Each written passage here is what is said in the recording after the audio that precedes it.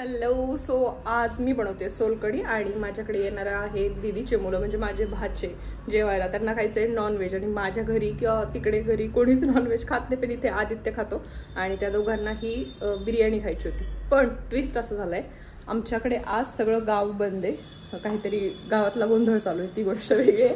त्यामुळे सगळं बंद आहे, नॉनव्हेज वगैरे सगळं बंद आहे. सकाळपासून शोधते आता, ऑलमोस्ट 12:30 होत आले आणि फायनली एका ठिकाणी नॉनव्हेज चिकन मिळाले आणि ते आता बनवायचे. सो ते बनवण्यासाठी मी बनवतही नाही, नॉनव्हेज खातही नाही, त्यामुळे माझा काही विषय येत नाही. पण ते बनवण्यासाठी राधिका ताई आल्या, त्यात ते बनवणार आहे आणि मी बनवते आहे सोलकढी. सो बिर्याणीची रेसिपी मी नाही शेअर करणार, सोलकढीची रेसिपी मी शेअर करते. सो चलो. काय घेऊन आल्या? लसूण, ताजा ताजा लसूण बिर्याणी के लिए. तो आज मी आज निवडतीये लसूण आणि मी बनवतीये मस्त झकास बिर्याणी. आमचे सर घरी नाही म्हणून मला फार जोड्याला बुंदी आलेली.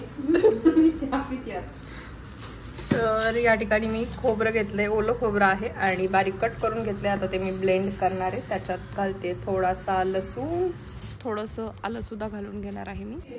त्यानंतर त्यात घालते एक मिरची आणि हे काय आमसूल उकळायला ठेवले मी पाण्यामध्ये आणि आता बंद करते आता गॅस. खोबरं बारीक करून घेतले, आता त्याच्यात पाणी घालणार आहे आणि त्यानंतर एका सुती कापड्यानं व्यवस्थित गाळून घेणार आहे. त्यातलं दूध काढून घेणार आहे, त्याच्यात मीठ घालणार आहे, साखर घालणार आहे आणि सगळ्या गोष्टी व्यवस्थितपणे मिक्स करणार आहे. बीट घातल्यानं कलर छान गुलाबी येतो, पण मला बीटची चव आवडत नाही. वरतून घालते आहे कोथिंबीर. काय बनवून राहिला डोक्याला? काय फुलपाखरू उडतंय का? उडतंय. आणि त्यानंतर थोडीशी जिरा पावडर ऑप्शनल आहे. सो इकडे जेवण झालंय, मस्तपैकी थंड थंड पाणी पिताय. उन्हाळ्याचं खूप तहान लागत असणार. झालं का? ए बिल्लू गँग, it's a review time. Very good. बकरी का खाती माझी बकरी?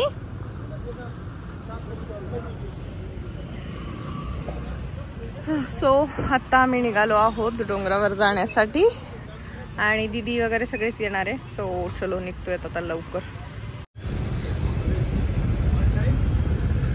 कोण कोण आहे बघू? अयो गर्दी बघ ना. काच खाली का? 1 2 3 4 5 6 किती लोक आहेत? आम्ही कुठं बसू आता? इकडे नव्हतं पाणी. नाही बाबू, इथे नव्हतं.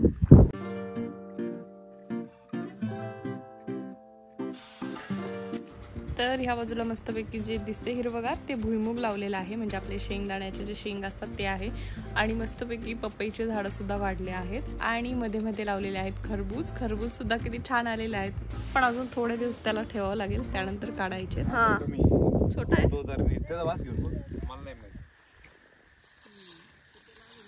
नाही माहिती मला पण. मस्त या बाजूला पपई सुद्धा भरपूर अशा लागलेल्या आहेत आणि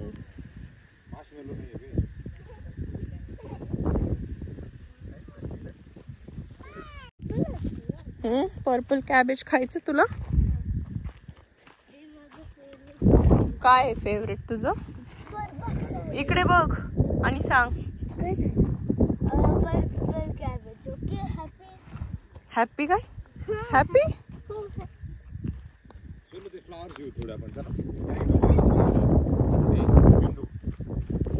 ए यो झेंडू बॉय. मस्त फुलं, वास किती छान येतोय. का रे राघव तोडलं? हा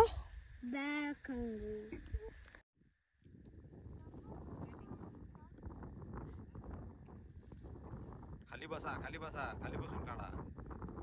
जात जा.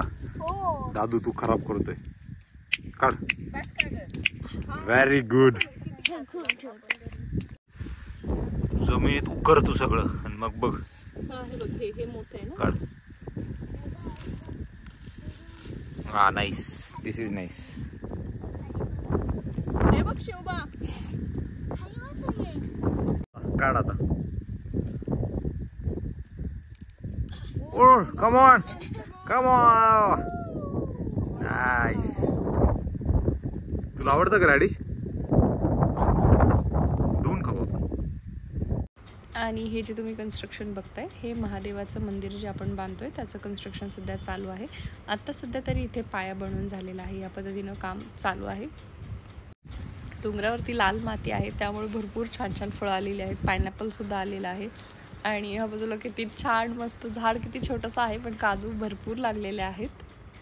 त्यानंतर इकडे दुसऱ्या झाडाला जे आहे तिथे भरपूर असे अंजीर सुद्धा आलेले आहेत. पण पक्षी अंजीर ठेवतच नाही, बऱ्याचदा पक्षीच खाऊन जातात.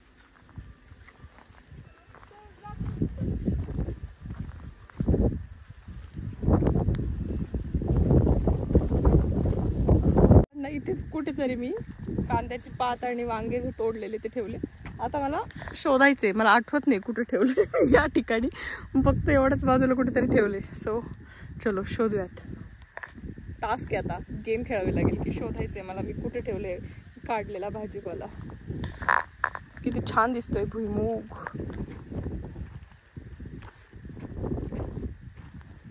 थोडा वेळ शोध घेतल्यानंतर फायनली मला सापडलेला आहे भाजीपाला जो मी तोडून आणलेला. मला वाटलं आता आठवतंय की नाही मी कुठे ठेवलाय. त्यानंतर घरी आल्यावर मस्तपैकी ताजी ताजी कांद्याची पात, त्यानंतर वांग्याची भाजी वगैरे असा मेन्यू केला. आणि मी घरी होते त्यामुळे व्हिडिओ काढायला विसरली.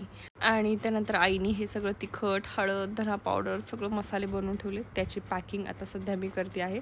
एक साईडला दीदीचं भरायचं आहे सगळ्या गोष्टी, एक बाजूला माझ्या भरायच्या आहेत. आणि त्यानंतर घरचं आता माझ्या हात तिखटाने भरलेच आहे त्यामुळे ते सुद्धा भरून ठेवते ह्या पद्धतीनं.